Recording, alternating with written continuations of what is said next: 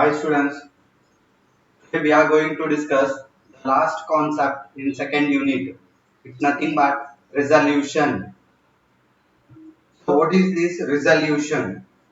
A resolution is a rule of inference leading to a refutation theorem proving techniques for sentence in propositional logic and first order logic.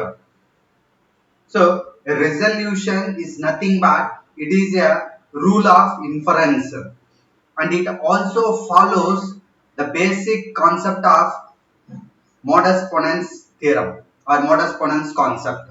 So resolution is also follows modus ponens concept only. And what is this resolution? Resolution is nothing but is a rule of inference, and it leads to refutation theorem. For what? To providing the proofs of techniques for the sentences in propositional logics and first order logics. To prove the sentences in propositional logic and first order logics, this refutation theorem is used in the resolution. So resolution is nothing but a set of rules of inferences that leading to a refutation theorem. For what it is used? It is used for proving the techniques for sentences in propositional logic and first order logics. We already discussed the propositional logics and we completed the discussion about first order logics. In these two logics, we discussed about sentences to solve the sentences in different manners. If then rule format and inferences rules are used, all these formats or rules we are used to solve the problems in the sentences in propositional logics and first order logics. In the same manner, we are using resolution also. It is also a rule leads to refutation theorem used in the propositional logics and in first order logics to solve or prove the sentences. So simply resolution is also a rule. So with the help of these rules and with the help of refutation theorem, what we are doing is nothing but the concept of resolution. And the second point, in other words, iteratively applying the resolution rule in a suitable way allows for telling whether a propositional formula is satisfiable and for proving that a first order formula is unsatisfiable. So this is a very important point. Students, just listen. So what the rule we discussed in the first point, if such rules are iteratively, that means resolution rules are iteratively applying to a sentence, we can prove or we can tell the proportional formulas is satisfiable, and for we can proving that the first order formulas is unsatisfiable. So for this point, so I will give the example in the last. So just come to the point. So with the help of these rules, if you are applying iteratively these resolution rules, if you apply iteratively to a suitable and allowable sentences, if you apply these things to the sentences, we can tell whether the proportional formula is satisfiable, and we can prove the first order formulas are unsatisfiable. We can say both things also if you apply the resolution rules iteratively to the suitable and allowable sentences. So resolutions is a set of rules that leads to a refutation theorem, and if you apply these rules repetitively, iteratively to the allowable and suitable sentences, we can tell the propositional formula is satisfiable, and we can also prove that your first order formulas is unsatisfiable. We can say both. That one is satisfiable and this one can say unsatisfiable. Then the classes produced by a resolution rule is sometimes called a resolvent. So after applied the resolution rule, and if you solved or proved anything, so what are the classes you have produced By using the resolution rules, those classes we are calling as, or we are called as, resolvents. So these are the points given in the first slide. What the point they given? So resolution is nothing but a rule of inference leads to a refutation theorem, and these rules are used to proving the techniques of sentences in propositional logics and first order logics. And with the help of these resolution rules, if you apply iteratively to the on the sentences, you can say whether the propositional formula is satisfiable and first order formulas is unsatisfiable. And after applied the resolution rules on any sentences or any concept, what are the classes you have produced? Those classes we are calling as resolvents. So these are the points you need to remember very carefully, because for these concepts we are giving the examples later. Then resolution, refutation in propositional logics. So what are the points here? So resolution, refutation is nothing but it is another simple method to prove a formula by contradiction. So refutation, so resolution, refutation is nothing but it is also a simple method to prove a formula by contradiction. So a simple formula you can make them into contradictions. So it is nothing but the refutation is nothing but it is a simple method to prove a formula by contradictions. So what are the problems are there? We can prove with the help of this resolution, refutation. Then classes we already discussed. With the help of resolution rules, what are the concepts we proved? So with the there we producing the classes. So what are those classes? So a class is it is a special formula which possess Boolean operators. So a class may contain, it is a simple and special formula. It contains some Boolean operators.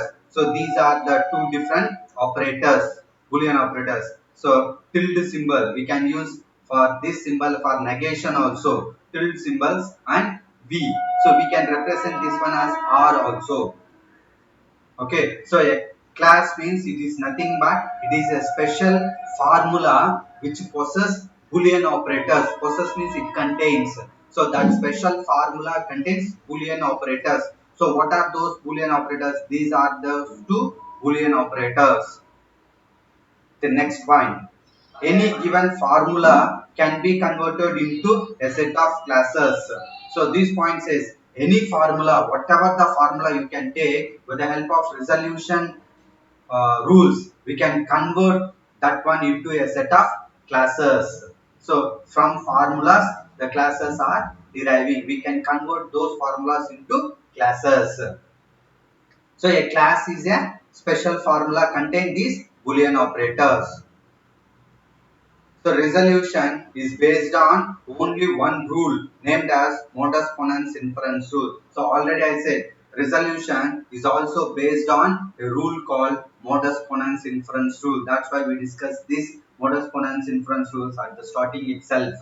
So after we discussed what is the concept of modus ponens, what are the other concepts we discussed, all the concepts are follows this modus ponens inference rule. So resolution is also based on modus ponens inference rule. So in this slide, what are the points we said? So resolution, refutation is nothing but it is also a simple method to prove a formula by contradiction. And second point is class. Class is nothing but it is a special formula contains Boolean operators, nothing but these two operators. And from any given formula, we can convert that one into a set of classes. And for all these concepts, resolution is the main point. Such a resolution is based on a rule called modus ponens inference rule. So based on this rule only, all the concepts are deriving. Even resolution is also based on this rule. Then here, next point is here, negation of goal is added to given set of classes. So this point, please keep in your mind. So negation. So if whatever the goal or formula you use, to that one, if you apply the negation, that means negative. If you are given positive, means for that if you applied negative, that comes under negation of goal is added to a given set of classes. Then if there is a refutation in new set using resolution principle, then the goal is proved. That means, so what is the set you have? To that set or set of classes, if you add the negation to that, if you add the negation, after added the negation, if that set is contain refutation, that means if there is a refutation in your new set, so after added the negation, a new set is formed. If that new set if contain refutation, then to solve that one you want to use resolution principles. Then after applied the or used the resolution principle, then the goal is proved. So how it is, we will discuss later, no problem. So what is the class you are taken? For that, what you want to do? You want to apply the negotiation. After applied the negotiation, a new set is formed here, or a new set of classes are formed. If that new set, if there is any refutation in that, you must use resolution principles. Then only that goal is proved, is possible. Then during resolution, we need to identify two classes. So when you are applying resolution principles to the any problematic concepts to prove that one, we want to find out or identify two classes. This is more important point. What are those 2 points?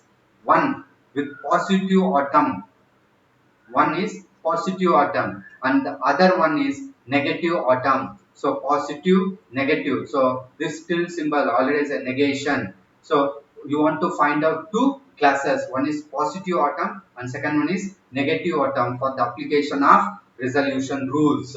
So you want to find out these 2 points. These 2 points, positive atom and negative atom, when you are applying the resolution in any given set. Very important point. Then come to the point. So here we are discussing the conversions. So conversion of a formula into a set of classes. So just formulas are there. So disjunctive normal form DFN. So DNF, disjunctive normal form. So what is this formula? A formula in the form. So L11 and L12 and so on. L1N, it is one set, R and so on, or L M1 and so on, L Mk. So where all L of Ij are literals. So these values are all literals. So if a formula is in this form, then what will be happen? So disjunctive normal form is disjunctive of conjunctions. So just listen. So this is nothing but a disjunctive normal form and these are the formula is in this format. Okay, and this disjunctive normal form is disjunction of conjunctions. Just come to the point. Again, disjunction is this one. Then conjunctive normal form CNF. A formula in the form same L11. Here we are used and. Oppositely we are used R here and so on. L1N. Here we are used R. Here we are using and. The reciprocal. Disjunctive normal form is reciprocal to conjunctive normal form. Same formula set is used here. And where all L of Ij are literal, same. Then what will be happen? Here conjunctive normal form is disjunction of conjunction. Here CNF is conjunction, yes, of disjunction, or CNF is conjunction of classes. So disjunctive normal form, what is the formula format is a? It is opposite to conjunctive normal form. Opposite formulas. Then classes. So class is a formula of the form L1 or and so on Lm, where each Lk is a positive or negative atom. So already I said, so compulsory we want to identify two concepts. One is positive and negative. Both may be there. So a class is nothing but it is a formula of the form like this, and each Lk may be positive or negative. Okay, may be positive or negative. So these are these two formulas in the set of classes.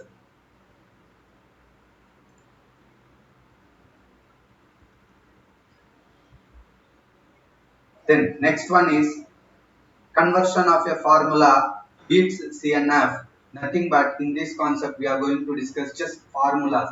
Already we discussed that one in your mathematics also. So associative, commutative, such formulas are given here. So just come to the point. Each proportional logics formula can be converted into its equivalent CNF. So any proportional logic formulas we can convert into its equivalent CNF format. So what are those? First, use following equivalence law. So these formulas are belongs to equivalence law. So what is that? A implies B, which is equivalent to negation of A or B. Okay, so we call these two symbols are there, two boolean operators are there, negation and we are discussed here as R. So okay, so for example, if you come to this equivalence law, A implies B, it is equivalent to negation A or B. So kept in your mind, this formula is more important, we are going to discuss later. And come to the second one, A double implies B, which is equivalent to A implies B and B implies A. So this is not, these two comes under equivalence law. Double negation. So negation A is there. So if you apply to that another negation, then what will be happen? It is equivalent to A. Why? Because this negation and this negation is cancelled, then it may get positive A. Double negation is equivalent to A. Then De Morgan's law. So negation of A and B is equivalent to negation of A or negation of B. So if you apply for this concept, a negation is opposite will becomes here. Negation A and opposite are negation B. For example, if you applied for this concept, reverse will be here. Negation A and negation B. So this is nothing but De Morgan's law. Then distributive law, A or B and C is equivalent to A or B and A or C. So this is nothing but distributive law. Then now we are going to discuss some example for this conversion. So converting the formula, negation A implies B and C and negation A. So this is the formula. We want to convert this one into its equivalent representation. So just come to the point. Negation A implies B and C and negation A same. So for this negation A implies B means, so negation A we are applying double negation. So negation of negation A and B. So already we discussed the first formula, that one will be applied here. And this one as usual, C and negation A. So if you apply double negation, then what is the answer? A or B and this one as usual, then the same will be there. If you applied, this is the formula, we convert like this. This is the equivalent formula for this formula with the help of some equivalent operations. The set of classes in this case is written as A or B, comma C, comma negation A. So these are the classes available in this concept. Then resolution of classes. So resolution classes. So for example, you take first point. If two classes C1 and C2, two classes are there, C1 and C2 contain a complementary pair of literals L1 comma negation L. Sorry, L comma negation L.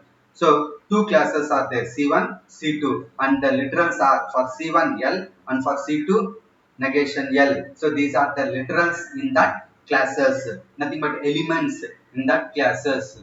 Then what we are doing? Then these classes may be resolved together by deleting L from C1 and negation L from C2. So we are removed the L and negation L from C1 and C2, what will be happen? And constructing a new class by the disjunction of the remaining literals in C1 and C2. After removed these two literals, we are forming another new class with the disjunction of what are the other literals in C1 and C2. Yeah, actually in a class, if you remove one thing, we are forming a new set which are the elements are contained in that class. That's the same point. So after removed the literals, these two literals from C1 and C2, we are constructing a new class by the disjunction of remaining literals in C1 and C2. So with the help of remaining literals, we are forming a new class of C1 and C2. Then the new class that's generated is called resolvent of C1 and C2. So what is the new class we have created? Those new class we are called as resolvent. Already in the first slide we discussed resolvent. So if a new class is created, that new class what you derived after completed all the complexities, those concept will be called or those classes will be called as resolvent. So that newly generated C1 and C2 are nothing but resolvents. Then here C1 and C2 are called parents of resolved classes. So for this C1 and C2, the solved C1 and C2 are nothing but the parents of resolved classes. So inverted binary tree is generated with the last node of the binary tree to be a resolvent. So here an example is started here. So binary tree, we know binary tree starts from root and going to downwards up to leaf nodes. But inverse binary tree means from leaves to root we are moving. So how we are solving this problem? So for that a good example is the inverse binary tree is there. So such a resolvent is called resolution tree. If you resolve this inverse binary tree, then it is called as resolution tree. So example 1 for inverse binary tree. So find resolvents of the following case. So our concept is we want to find the resolvents. So after solved all the difficulties in the classes, finally what is the class we are getting, that is called as resolvent. So that one we want to find the resolvent of the following classes. From these classes we want to find out the resolvent. So class C1, C2, C3. So C1 is A or B or C, and C2 is negation of A or B, and C3 is A or negation B. So if you take these are the classes, from these classes we want to find out the resolvent. So invert resolution tree. So invert resolution tree means we want to start from leaves. So these are the leaves. First two classes are taken. So A or B or C, and negation B or C. First two classes are taken as a leaf node. From there we are starting our resolution. So from these two, what is the answer given there?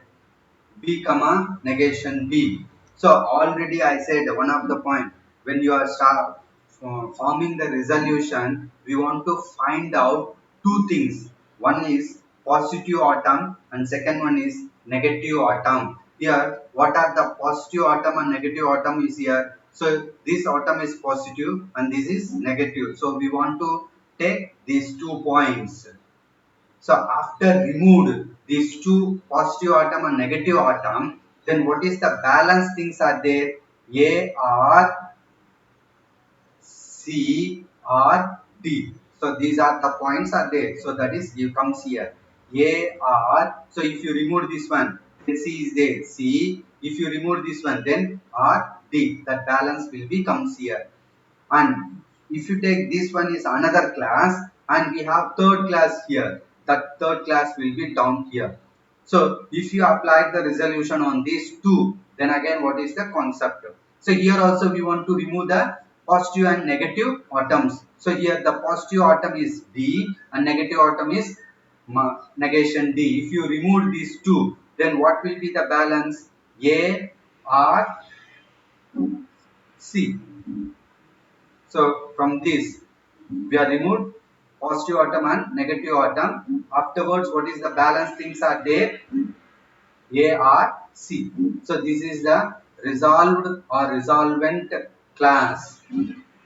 So resolvent C1, C2, C3. For these classes, the resolvent is A, R, C.